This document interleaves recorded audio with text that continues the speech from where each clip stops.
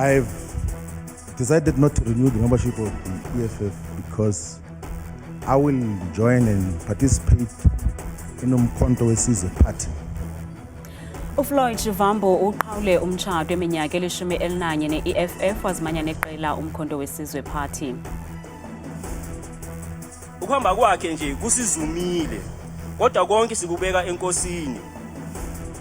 Izithethi bezisina zidedelana zibolekisana ngeqonga zikhahlelo kokugqibela kwiqala lemiboniso bhanyabhanya uKhoni Chiume kwinkonzo yomncwabi ebibanjelwe eDaveyton.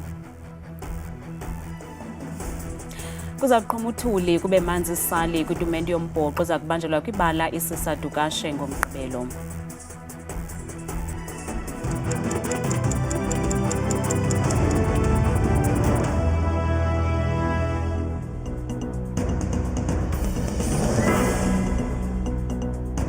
Sinamkele kwindaba zethu ngokuhlwanje andaba indodwa ndamba nophumza sikhumba noyitoliki yolimi lwezandla Botani Mzontsundu. Iqela le-EFF ligqejwe elingophiyo emva kokulahla kweliqela kwalowo ibingomnye abasunguli balo nebengusekela mongameli walo ekwalilungu lepalamente umnumzana uFloyd Shivambu. LokaShivambu kwavakalise ukuba uzimanye neqela lalo wayesakuba ngumongameli weli umnumzana Jacob Zuma Umkhonto weSizwe Party. I also request to resign my position as Member of Parliament and all positions in the EFF. Eso ke sisiphelo somtshato weminyaka eli-11 phakathi kukamnumzana Floyd Shivambu neqela le-EFF. Ezi ndaba zifike njengephupha kwabaninzi nanjengoko lo kaShivambu ibingumtya nethunga neqela le-EFF. I've decided not to renew the membership of the EFF because I will join and participate in Umkhonto weSizwe Party. Ukanti inkokheli ye-EFF umnumzana Julius Malema uthi esisambakanya sesithonga sekulahla kamnumzana Shivambu kwaliqela sihlabanisele ecabangweni. When he sent me a letter yesterday, I felt the same pain when I received the news of the passing away of my mother. Because Floyd to me is not just a comrade, he's a brother. Loka Malema uthi abazukufaka umuntu kwisikhundla sikasekela mongameli nanjengoko eliqela lilungiselela ukuya enkomfeni yonyulo ngoDisemba. Ukungena nzulu kwelinqaku lokulahla kukamnumzana Floyd Shivambu kwiqela le-EFF ngokusiqhagamshelana ngqo nomhlalutyi wethu wezopolitiko uNjingalwazi Ntsikelelo Breakfast eza kusithungela injobe ebandla ngobuxhakaxhaka bale mihla beZoom. Njengalwazi singaphosisanga amaseko masitshaye isaqhuma ingabe sisigqibo sokulahla kwalo kaShivambu siza kuba nafuthe lingakanani kwiqela le-EFF ukubheka phambili. Sazi bekukade impawu zikhona ubangaba esisibini asivani okanye asiboni ngaliso linye.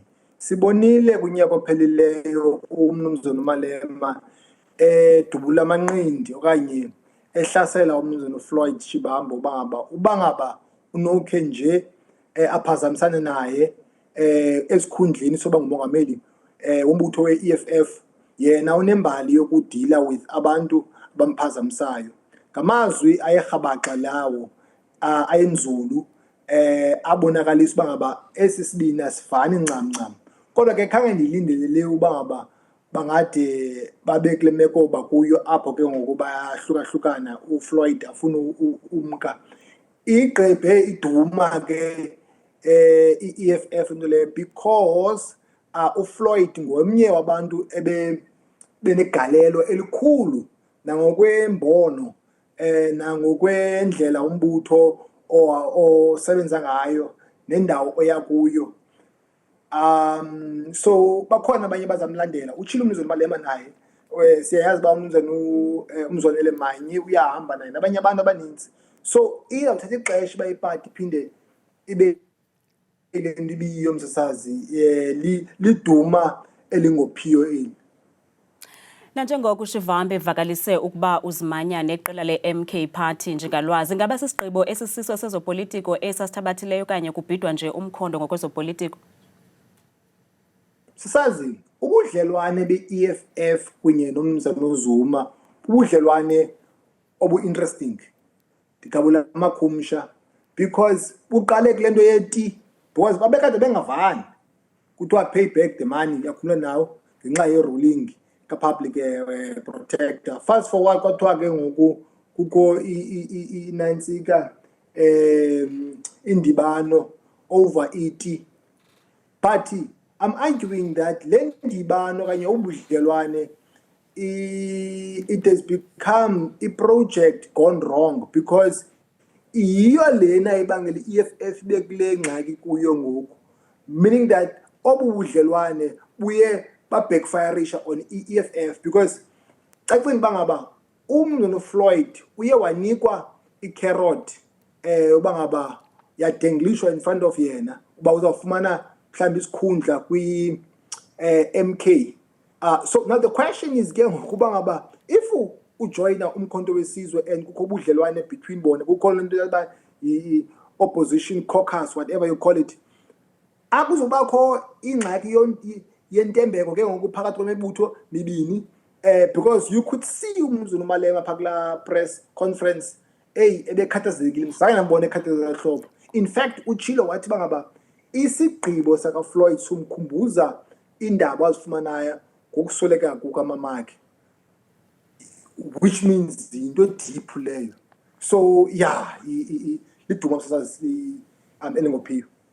Xa ujongile njengalwazi ingaba mhlambe esisigqibo eParlamente ifuthe lizawuthini? Iyawiknisha i-role kanye indima ye-EFF inika amandla i-MK. I mean last week besinendaba ezimbi i-MK bekuthiwa recall abantu abayi-18 yabakhupha eParliament, but ngoku uyayibona uba I'm sure izawuya inevuthu kanye inamandla. But i-ANC I'm sure nayo ke ifumana ixesha lophefumla because izawukwazi nayo uhlasela, but i-EFF I think ngeyona funeke decide uba ifuna uthatha eliphi na inyathelo ngokuya phambili because hayi lento yenziwe namhlanje zindaba ezimbiqini because bakhona nabanye bebemthanda uDeputy President we-EFF bazofuna umnqa. Njengalwazi masibulele, enkosi kakhulu ngexesha lakho. Enkosi kumsisi. Beko kwikhaya lakhe lokugqibela namhlanje umama uConnie Chiume nobengumlinganiso ophuma izandla kwimidlalo kamabonakude. Mama uChiume waziwa kakhulu ngegalelo lakhe kwimidlalo efana neBlack Panther, Rhythm City kunye neGomorrah. Mama uConnie Chiume uchazwe lusapho lwakhe njengomntu ebenobuntu nobeyimvuze-mvuze bobubele kwinkonzo yakhe yomngcwabo nebibanjelwe eDaveyton kumasipala waseGoruleni namhlanje.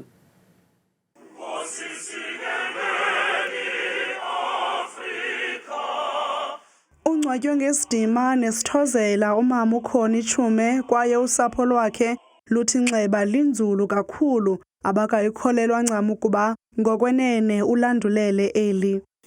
Ukuhamba kwakhe nje kusizumile kodwa konke sikubeka enkosini. Sibuhlungu ngoba ukuhamba kwakhe kushiye isikhala esikhulu emndenini. Hamba uyoba nabogogo nabomkhulu nabo bonke abasekhaya.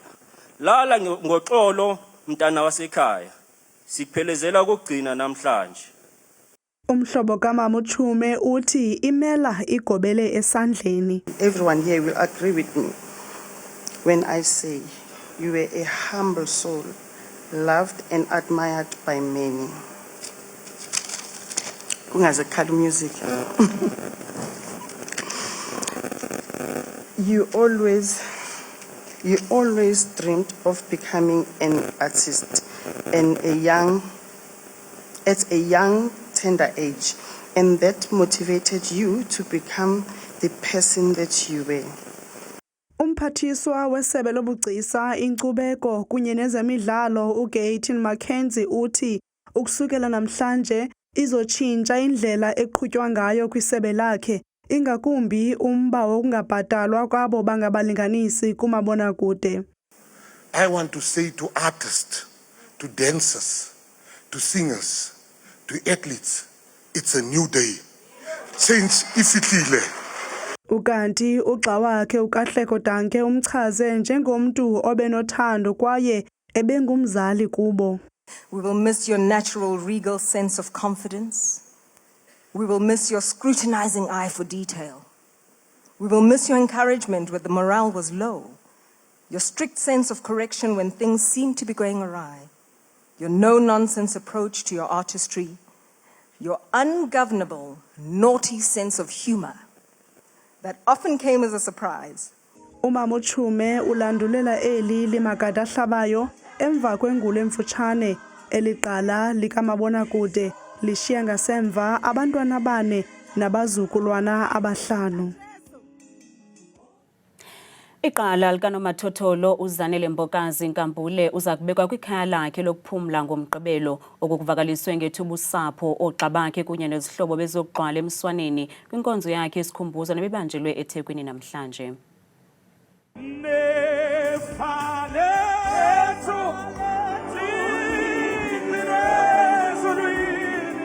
Le nkosikazi yakwaNkambule ebesaziwa ngokuba ngumazethe zizigidi zabaphulaphuli benkqubo yakhe ebizwa ngokuba yi-Eshilo kwisikhululo sikanomathotholo iUkhozi FM nebidlala rhoqo ngecawa phakathi kwentsimbi yethoba ne-12.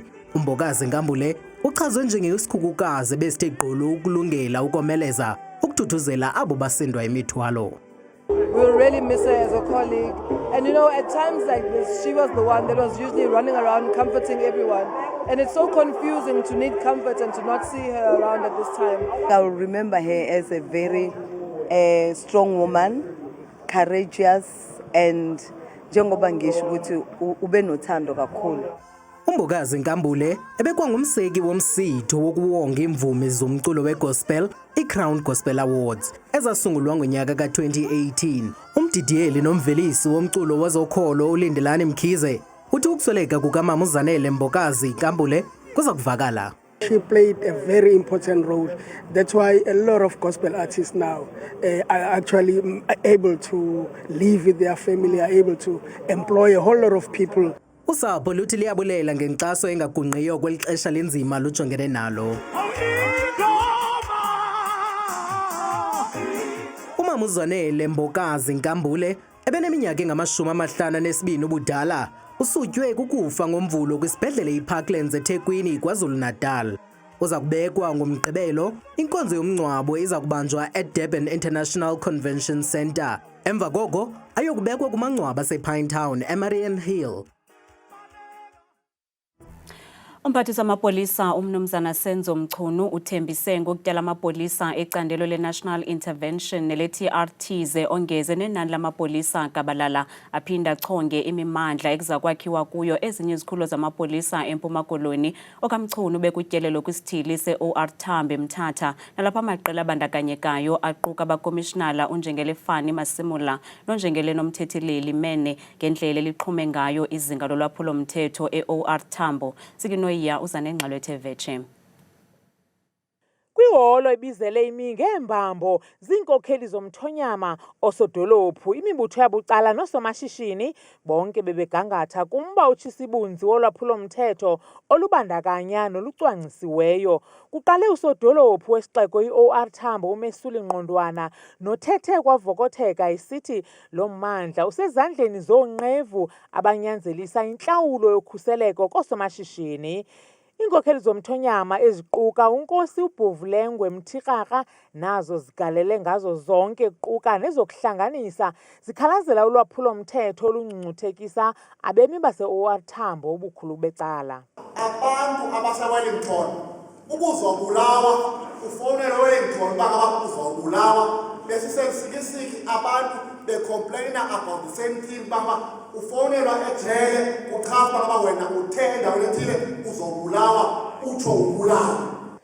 Uninzi nkquno kumkani uZwelibanzi Dalindyebo wesizwe sabaThembu ludakance izityholo zokuba nangona nje ekhona amapolisa azijula ijacu emsebenzini wawo akho nalawo alala ngengubo enye nezaphuli-mthetho. OkaMchunu ke ushiye isibhambathiso athi sizawuzalisekiswa kungeentsuku zatywala. Sizovala wonke lama crimes ala yokuqala ento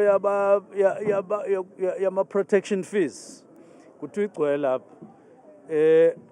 abantu laba bakhokhayo they must stop doing so ngoba nabo sizabafaka kanye nalabo abakhokhelwayo.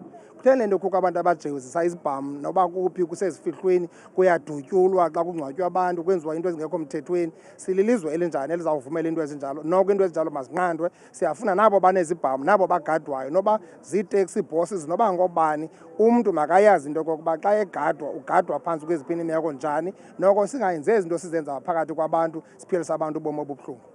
Uluntu luluthakazelele ungenelelo lukamphathiswa ngethemba lokuba ulwaphulomthetho kulo mmandla luzawuba yinto ezolo. Ngenxa yezityholo eziphakanyiswa luluntu kule ntlanganiso zokuphoswa ngefestile kwamadokethe asele ephambi kwenkundla, umphathiswa uzawukhweba intlanganiso engxamisekileyo ngobu busuku namasebe elezobulungisa nelokuguqulwa kwezimilo ukushukuxa ezo zityholo.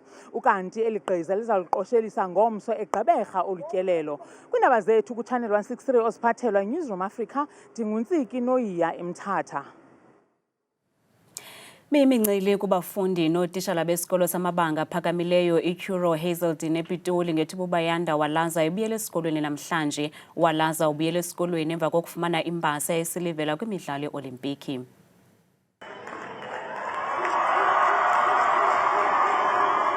Wamkelwe njengeqhawe namhlanje ngoogxa bakhe kwisikolo samabanga aphakamileyo iCuro Hazelwood ePitoli uBayanda Walaza.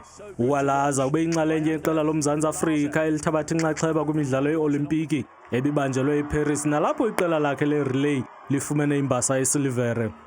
I'm really thankful for you guys and you guys means a lot to me, and also this is not for just everyone. This was for you guys to show you guys that it's possible. Anything is possible, guys.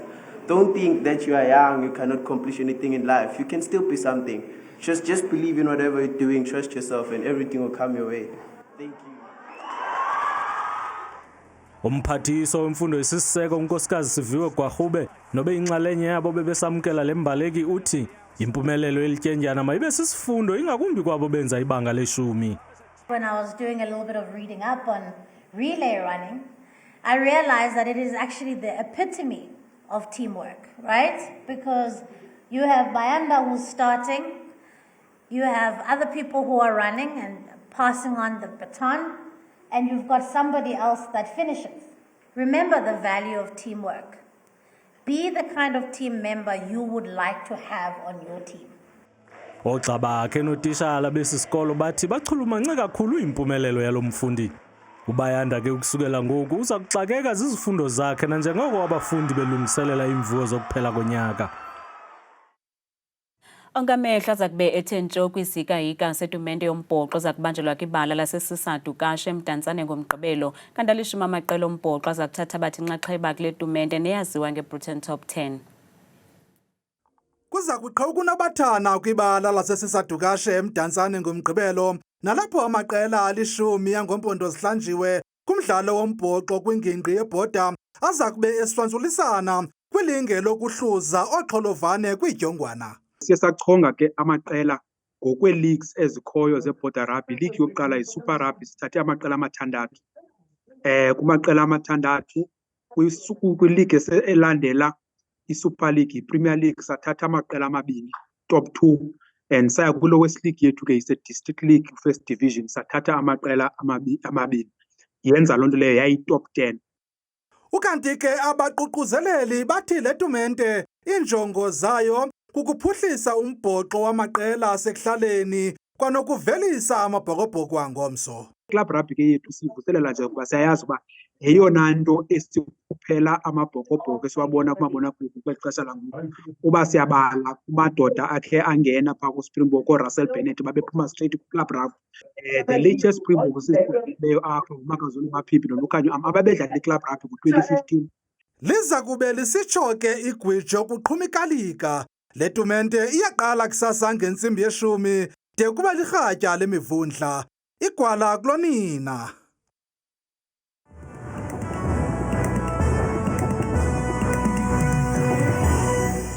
Chochweni nibekho qongathi kangazi noncuthi kwideska yenu yendaba ndiyabulisa nawe umbukelwa ekhaya ndikwamkele bethuna kwiqonga lam leMozulu mnake ngegama ndikuthabile makhaphala inzuwakazi yabathembu nansi kaloku imozulu eyakutshaje ke bukele ekhaya sayivula ngokuphawula kaloku ngokubanzi iziganeko zethu zokutshisa kwelanga ikhona imimoya ebhulayo phaa ngamandla futhi ngexesha lasekuseni njengaphaya koFixburg imbi lamozulu phaya ngaphantsi kweqanda ifikele ku-1 lityhile libuyila ngaphaa ngorhatya futhi ku-24 degrees amaqondo wakho ke bukelwa ekhaya aphansi naphezulu sivula kaloku phaya ephondweni lokuqala kusempuma koloni njengaphaya eBurgersdorp la meko semandundu kuyabanda ekuseni ngenkwanka ka-2 abikwa amafugabagaba nje ku-22 degrees kanti imozulu bambukele kaloku embindini apha emzantsi kusevelcom kuncam phaya kube bubanda futhi phaya ekuseni futhi bevuswa nguye la 1 baqhube nosuku futhi lityhile lalanga noko lithembisa lifudumale ku-25 degrees xa sithe chu sajonga phaa ngaselunxwemeni kaloku phaya ephondweni lasentshona koloni njengaphaya koFredendal ewe mbukelo ekhaya khona amafu phaya ekuseni futhi ihamba nengqele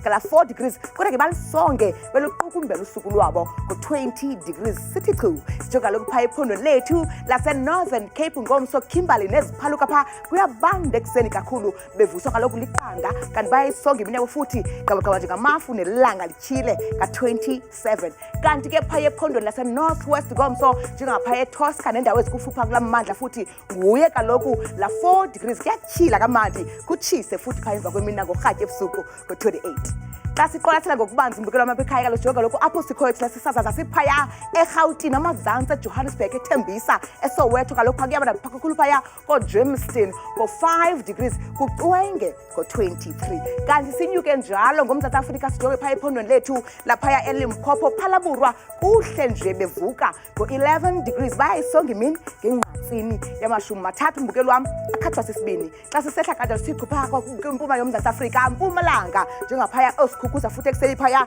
bevuswa lithoba kuyatyhila kuyatshisa nga-30 nje akhathwe futhi sisithathu umbukelo ekhaya ndivule bethuna ndiyivale kaloku ndisonge imozulu ngephondo lokugqibela kuphi ke KwaZulu Natal njengaphaya eLadysmith kuhle kuqwengile kwasekuseni futhi ko-15 degrees kuyatshisa phaya imini futhi noxa kubande Vryheid ngo-5 itsho imeko apha kwam mna ndithanda kangaka xesha limyole